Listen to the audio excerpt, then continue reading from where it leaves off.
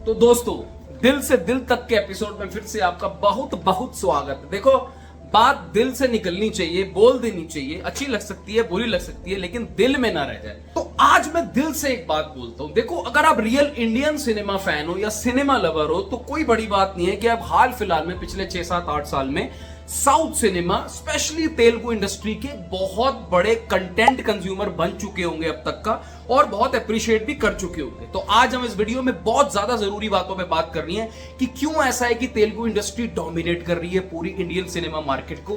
क्या इनमें ऐसी बातें जो इनको ग्रेटेस्ट ऑफ ऑल टाइम की तरफ डायरेक्शन पे लेके जा रही है, और क्या ये undisputed king of Indian cinema बन सकते हैं या नहीं बन सकते, और क्या इनके प्रोस्पेक्ट्स हैं फ्यूचर प्रोजेक्ट्स को लेके। तो आगे बढ़ने से पहले कोई भी बात अपनी बोले, हम उसके बारे में प्रोस बोले, कॉन्स बोले, सबसे पहले मैं आपको अपना डेटा दिखा देना चाहता हूं जिनको नहीं पता उनके लिए। देखो, इंडियन सिनेमा की हिस्ट्री में ऑल टाइम ग्रॉसर अगर मैं लिस्ट की बात करूं तो उसमें 5-6 पिक्चरों को अगर नाम लूं तो बाहुबली, RRR, दंगल, KGF, जवान, कल की ये भी शायद हो सकता है 1000 करोड़ पार कर जाए, और दिलों में राज करती हुई मूवी पुष्पा, जिसका फर्स्ट पार्ट तो नहीं कर पाया ज्यादा, बट सेकंड पार्ट से बहुत ज्यादा उम्मीदें हैं 1000 करोड़ के पार। अब आप बोलोगे ये डेटा क्यों दिया? देखो भाई, जवान और दंगल को छोड़ दें तो चारों movies Telugu plus Kannada cinema का मिक्स है। डायरेक्टर मोरलेस उन्हीं के हैं, KGF, बाहुबली, RRR, पुष्पा, और अब कल की भी आ सकती है। तो ये बहुत बड़ा एक सवाल ये डेटा अपने आप में उठाता है कि भाई ऐसी क्या बात है, ऐसा लोगों को क्या कनेक्ट बैठ रहा है जो ये ना सिर्फ अपने ही रीजन में southern part of India, but north, west, east, centre, everywhere, even globally बहुत सारे रिकॉर्ड तोड़े जा सकते हैं। तो ये वीडियो हो सकता है थोड़ी सी लंबी हो, बट इसको जरूर पूरा देखना, क्योंकि बहुत सारी इंटरेस्टिंग बातें मैं इस वीडियो में करने वाला हूं, और ऐसे रीजंस के बारे में बात करने जा रहा हूं जो इनको ग्रेटेस्ट ऑफ ऑल टाइम की तरफ लेके जा रहा है। क्या है आपका हाल? वेलकम बैक टू फिल्मी चर्चा विद कुणाल। तेलुगु सिनेमा का evolution, being a North Indian, मुझे ये कहने में कोई शर्म नहीं है, मेरे लिए 2015 से तेलुगु सिनेमा या साउथ सिनेमा का एवोल्यूशन हुआ आफ्टर बाहुबली। मैं बहुत सारी वीडियोस में बात बोल चुका हूं। It is after being 2015 that I have started consuming lot and lot of south Indian movies, और मलयालम मूवीज भी मैं बहुत पसंद करता हूं, but Telugu movies, Tollywood movies pan India level पे क्यों हिट है भाई? तो आ जाओ फटाफट से बात करते हैं सारे रीजंस के बारे में। First point is technical brilliance भाई, vision, narrative technique, minute details. देखो, डायरेक्टर्स का, राइटर्स का विजन बहुत बड़ा है। जब ये लोग प्रोजेक्ट करने जाते हैं ना, ये कहानी को रोड व्यू या डॉग्स व्यू में नहीं देखते, ये बर्ड्स व्यू में देखते हैं, ये ऊपर से देखते हैं कि ये कहानी जो है इतनी ग्रैंड लेवल पे लिखते हैं, इतनी ग्रैंड लेवल पे सोचते हैं, और फिर ये उसको डिवाइड करते हैं। आपने कभी भी नोटिस किया होगा कि इनकी जो स्टोरी लाइन होती है ना, वो बहुत ज्यादा कनेक्ट करती है, और इनका जो नरेटिव स्टाइल है, वो जो कहानी लिखी है, वो जो विजन इन्होंने बनाया है, उसका जो नरेटिव जो स्टाइल है, वो बहुत बांधने वाला होता है। RRR का शेर वाला सीन, बाहुबली का आइकॉनिक कटप्पा किलिंग वाला सीन, KGF का थाने के अंदर गन फाइट सीक्वेंस, कल्कि का लास्ट का कर्ण वाला सीन, पुष्पा का वो स्वैग वाले सीन्स। यही रीजन होगा, आप कभी भी नोटिस करना, तेलुगु सिनेमा में टॉलीवुड से मूवी निकलती है ना, वो 3 घंटे से कम की होती ही नहीं है, और मजाल है इंटरवल से पहले कोई खड़ा हो जाए, कोई वो कर ले, और क्लाइमैक्स से पहले कोई आग झपक ले। ऐसा क्यों? इनका नरेटिव स्टाइल जो है वो बहुत जबरदस्त है। और यार, विजन की अगर बात निकली है ना, तो आप सारी बड़ी मूवीज को रखो साइड, हनुमान मूवी देख लो भाई, वो उसका इतने कम बजट में ही मूवी कितनी बड़ी है। कार्तिकेय 2 देख लो, हनुमान मूवी के लास्ट के 15 मिनट में ना, मुझे लिटरली मैं गलती कर दी, वो मूवी हॉल पे नहीं देख कर आया था।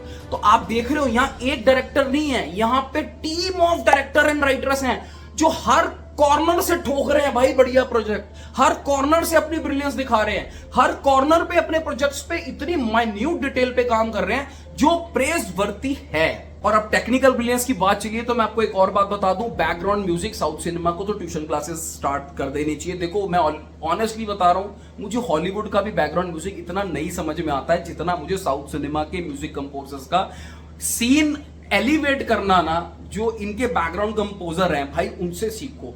एक नॉर्मल सीन भी होगा ना, उसको कौन सी हाइट पे लेके जाते हैं, इतना थ्रिलिंग, इतना कैप्टिवेटिंग और इतना गूज़बम्स वाला बैकग्राउंड म्यूजिक बजाते हैं। तो ये सब चीजें जब आपस में कनेक्ट होती है ना, वहां इनकी जो टेक्निकल ब्रिलियंस वाला पॉइंट है ना, वो बहुत स्ट्रांग मुझे आता हुआ दिखाई देता है। इसी से कनेक्टेड सेकंड पॉइंट है भाई कि प्रोडक्शन वैल्यू। देखो, production value first of all credit जाएगा इनके प्रोड्यूसर्स को जो बैक करते हैं इस टाइप के प्रोजेक्ट्स को, क्योंकि राजा मौली जिस टाइप के प्रोजेक्ट्स में काम कर रहे हैं, पुष्पा देख लो, केजीएफ देख लो, 200 300 400 500 करोड़ से कम की मूवीज नहीं है। इनका विजन इतना बड़ा है, तो इनको उसके बाद जब ये छोटे पार्ट्स में डिवाइड करते हैं सिनेमा को, तो भाई VFX, budget, production values, they are so huge. अब आप बोलोगे इससे क्या फर्क पड़ता है? इससे क्वालिटी का बहुत फर्क पड़ता है। कहानी देखो, आप यूट्यूब पे जाके देखो, कोई शॉर्ट फिल्म्स होती है, कहानी बढ़िया होती है, बट प्रोडक्शन वैल्यू लो होती है। यहां पे जब लोगों को, आप 500 रुपए खर्च करके जा रहे हो थिएटर में, आपको एक कहानी अच्छी मिल रही है और आपको larger than life cinematic experience मिल रहा है ना, तो वो सोने पे सुहागा हो जाता है एक थिएटर जाने वाले पे। तो यहां पे प्रोड्यूसर को, प्लस उस प्रोड्यूसर को उस डायरेक्टर पे भरोसा कितना है कि भाई जहां मैंने 500 करोड़ का प्रोजेक्ट बनाना है, ये चलेगी ही चलेगी। ये बहुत बड़ा पॉइंट निकल के आता है। थर्ड और बहुत इंपॉर्टेंट पॉइंट, कल्चरल कनेक्ट। यहां पे ट्रेडिशंस की बात हो रही है, यहां पे इंसान के अंदर से इमोशंस, एंटरटेनमेंट के साथ इमोशंस को बहुत जगाया जाता है। मैं आपको एग्जांपल दे देता हूं, ध्यान से सुनना।